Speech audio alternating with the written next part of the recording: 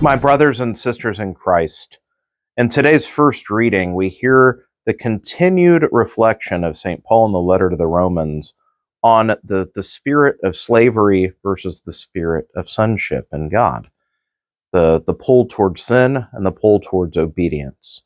And today he says we did not receive a spirit of slavery to fall back into fear, but a spirit of adoption to allow our hearts to cry out, Abba, Father. This speaks to the gift, the graciousness of God, by which he has freely given us better than what we deserve. Even though we are rightfully his slaves, he calls us friends. In fact, calls us sons and daughters in baptism.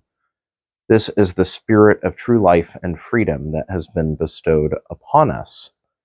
And so this also plays into the dynamic of the old law and the new law, if you will.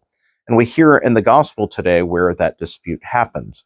Jesus does this powerful healing on the Sabbath and is questioned for doing so. Under the precept of the law, he is doing work. And so there's, if you will, what you could call a narrow legalism. Not that the law is bad or wrong, but the lens of it is wrong.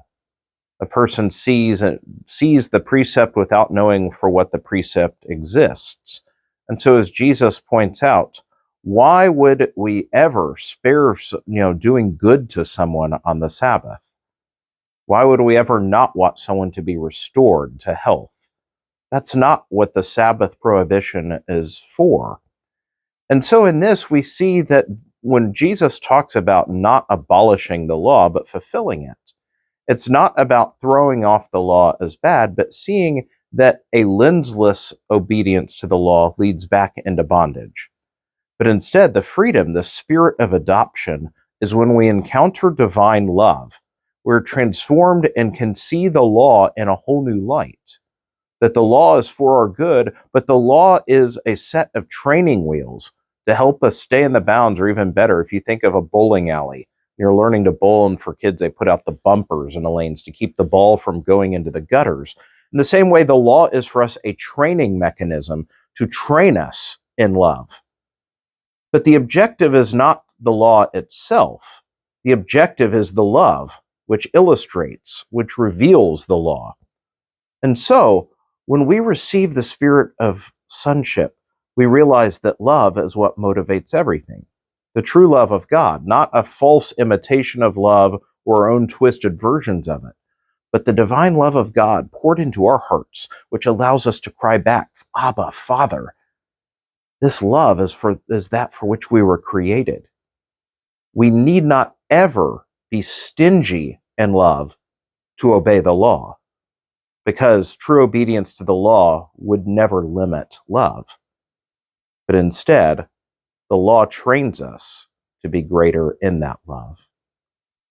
And so, in the words of St. Paul, may we not fall back into the spirit of slavery.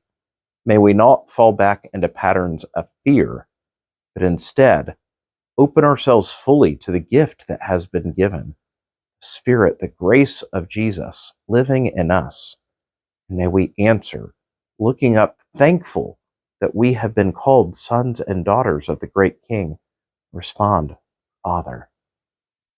May that bond of love never stop growing. May God bless you all.